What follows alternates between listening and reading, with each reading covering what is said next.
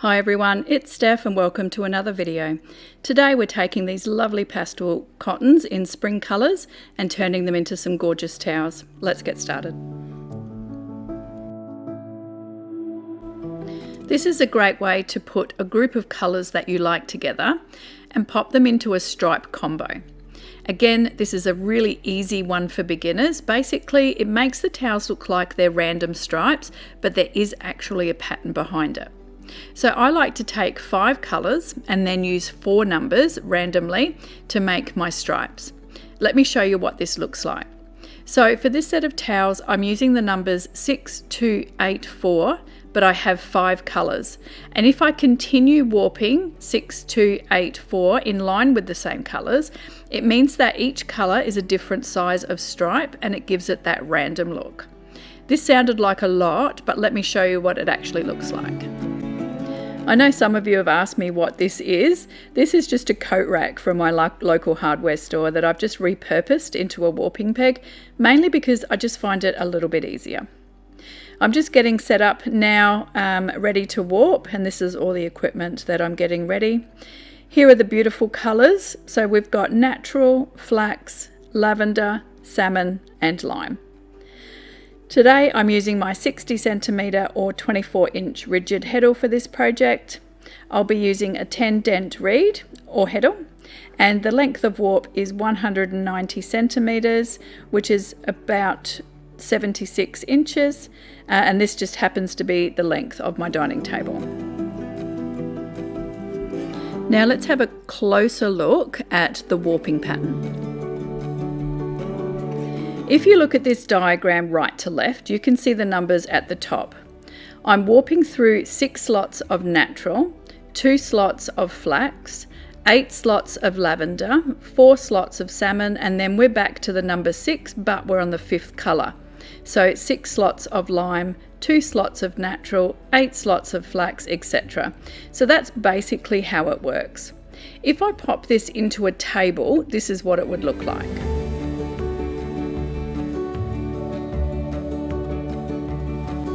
The weaving width in the loom is 55 centimetres or just over 21.5 inches. Here I've just secured the apron rod to the heddle and now I'm ready to get started. So first it's going to be 6 slots, or the first 6 slots of natural.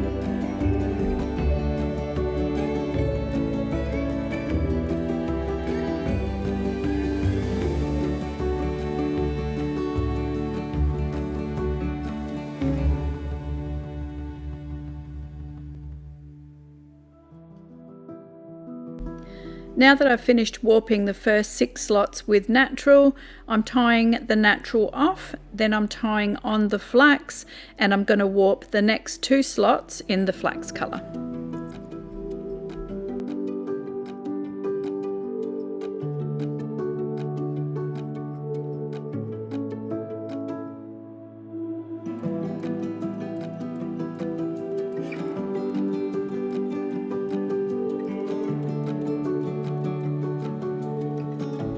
Now that I've tied off the flax colour, the next colour is lavender and the next number is 8. So I'm going to be warping through the next 8 slots with the lavender colour.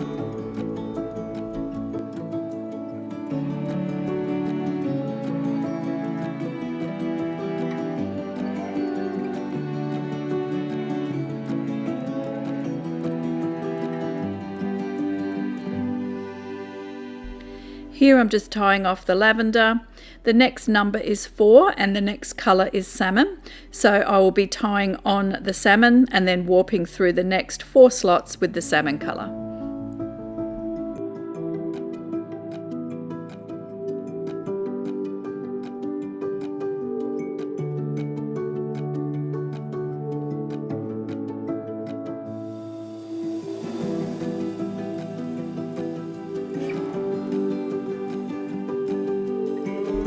So here you can see I've done the first 4 numbers, 6, 2, 8, 4, and the first 4 colours, natural, flax, lavender and salmon. And now I'm going back to the first number, but with the 5th colour. So the next will be lime, done in 6 slots. So 6 slots of lime, 2 slots of natural, 8 slots of flax, 4 slots of lavender, and then just continue on across the entire warp in that pattern.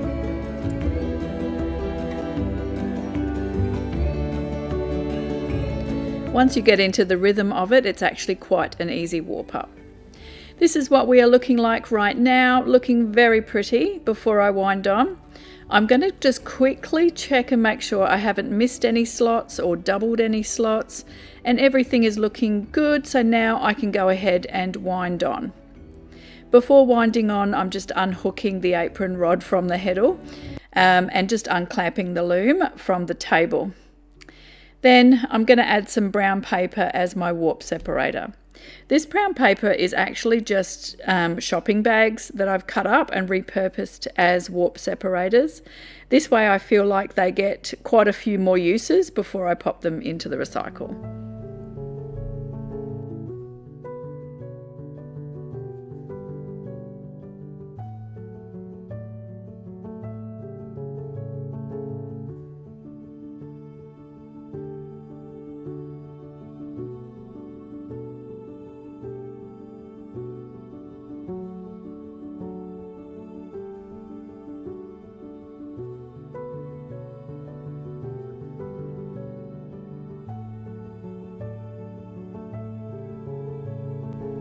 Here I'm just cutting all of my loops ready for threading. The Heddle threading is really super easy for this pattern. If you're threading left to right like me, it's just moving one thread from a slot to a hole on the right. If you're threading right to left, then it's just moving one thread from the slot to the hole on the left. You may be wondering what happened here. It was just one of those days where I've gone ahead and bumped the loom too hard. My heddle fell off and I lost all of my threading. So what I'm doing here is threading the slots and the holes, most frustrating. And then just to make sure it doesn't happen again, I'm tying off in small bundles as I go. So bundles of 8 threads, 4 in the holes, 4 in the slots. And then I'm doing that as I go across just to make sure I don't lose it all again.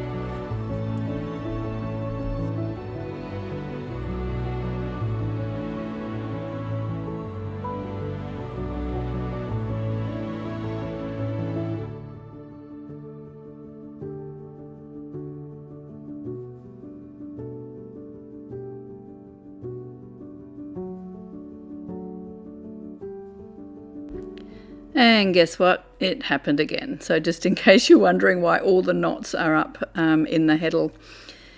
It's just one of those clumsy days, I think, but luckily I only lost a couple of threads, so I was able to redo that easily. To lash on, I'm using about 5 lengths of the width of the loom. You could probably get away with less than that. I've just wound up about half of it into a little yarn butterfly just to make it a little bit easier to handle, and then tying the end onto the apron rod. Then I'm grabbing each little bundle of 8 threads. I've just wound on a little bit here too, just to make sure that there's distance between the apron rod and the knots. Grabbing each bundle of 8 threads, dividing them in half, popping the yarn straight through the top, around the bottom of the apron rod, and then just continuing doing that across the warp, tightening up a little bit as I go.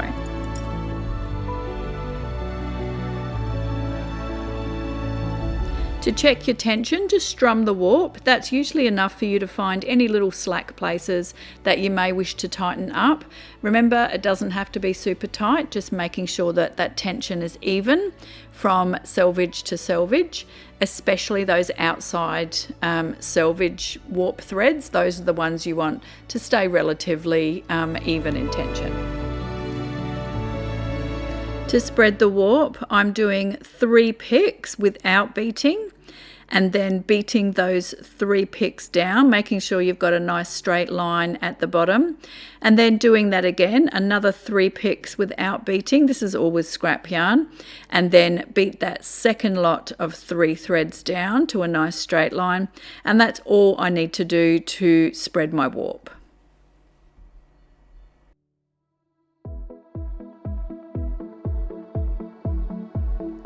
For the weft, I'm just using the natural colour for the whole first towel. I did toss up a lot between using the natural and the flax colour, but at this stage I haven't made up my mind what I'm going to use for the second towel.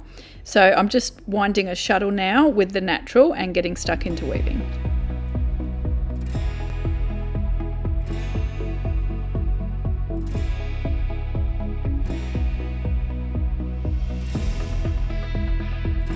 So this is what it's looking like now with the natural as the weft. Really pretty, and I'm loving it. I'm just attaching my measuring tape now and just using a quilting clip to keep that in place, and that will stay there until I get to 80 centimetres.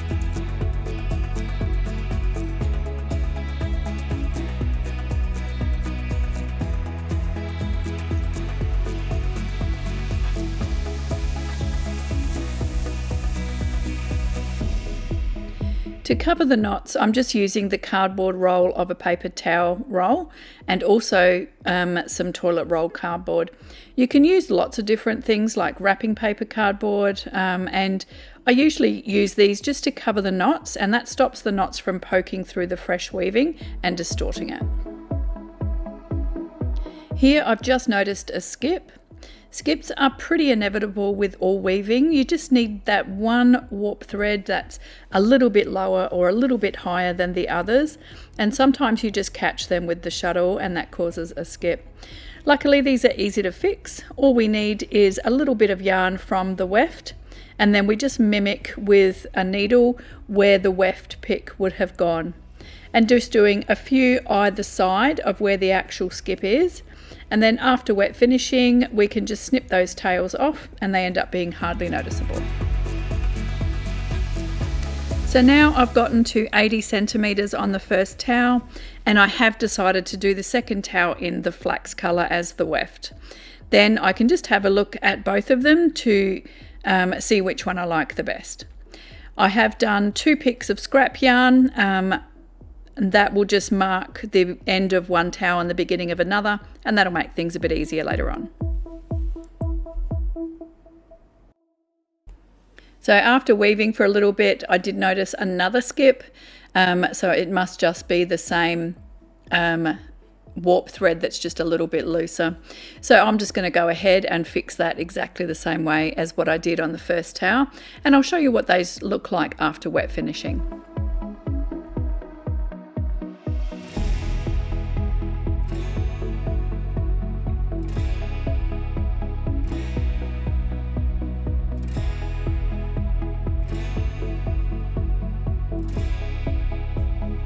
So far I'm quite liking the flax colour as the weft. However, if you asked me which one I would prefer, I would probably prefer the natural.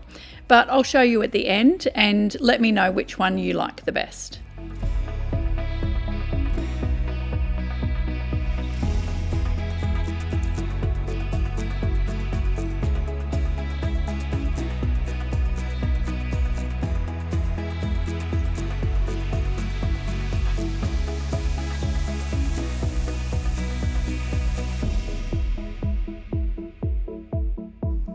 So this is what it's looking like in the daylight, still looking very beautiful, and also making sure that we have nice neat selvages, which always look the best for towels.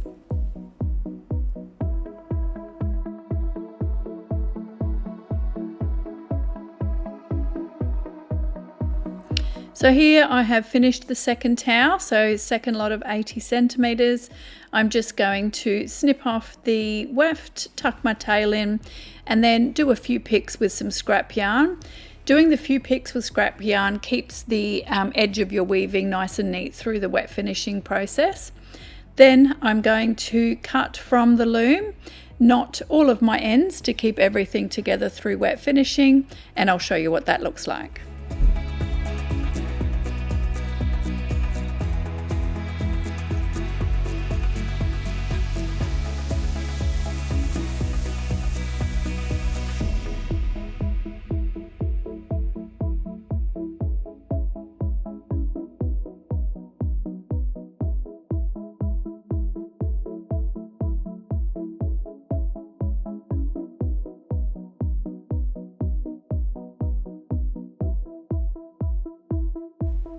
Before wet finishing, I just want to measure the width and the length of each towel just to show you how much you can lose with take up and draw in. So remember that we started with a weaving width of 55 centimeters. So straight off the loom and before wet finishing, the width is now 50 centimeters. So we've lost 5 centimeters in draw in.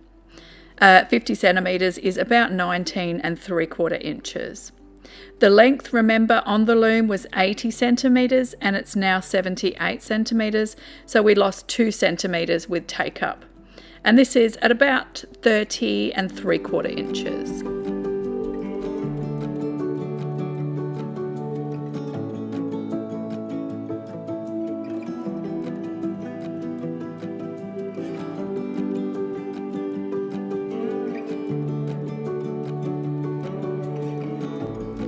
I wet finished this in my washing machine and popped it straight through the dryer, and I just wanted to show you here what the skip looks like after wet finishing, and you can see once I snip those tails off it's hardly noticeable. The width after wet finishing and before ironing is 44 centimeters, which is 17 1/4 inches. The length is now 64 centimeters, which is almost exactly 25 inches. So this is before ironing and also before hemming.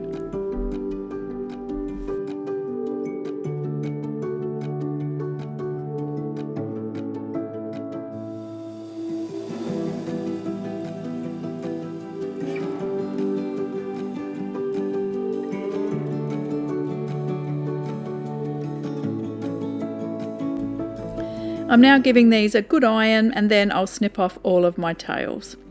There is tracking in this towel as well, so pretty, but maybe not as pronounced as what was in the box check towels, but still very, very lovely.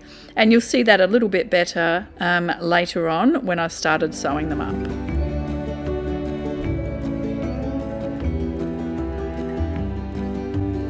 To sew these towels, I'm going to zigzag up near the scrap yarn on the beginning and the end of the weave, and I'm going to do this in my zigzag stitch. Then I'm going to do the same in the middle, either side of the 2 picks of scrap yarn, and I'll show you what that looks like later. I can then cut the towels apart and not have to worry about anything unraveling or the towels coming apart.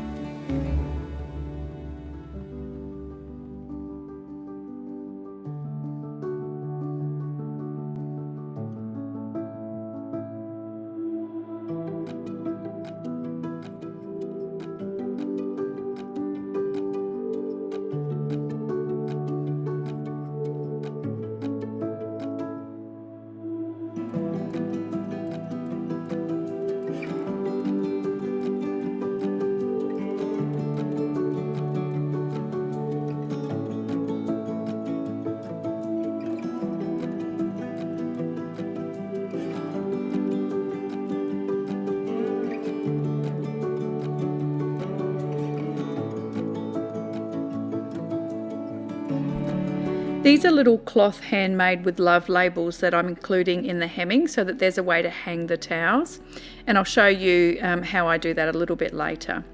To find the middle, I'm just folding the towel in half and then marking with a pin, and that's where I know to put the label so that it's in the center.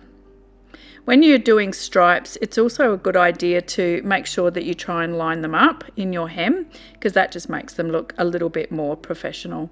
And of course, to hem, we just fold over twice and do a straight stitch on the sewing machine to hem those edges down. When I'm near the center where I've marked with the pin, I'm just grabbing the labels, including one end in the hem, and when I'm about halfway through that section, I'm folding it around and bringing it up under the hem again, and then sewing straight across.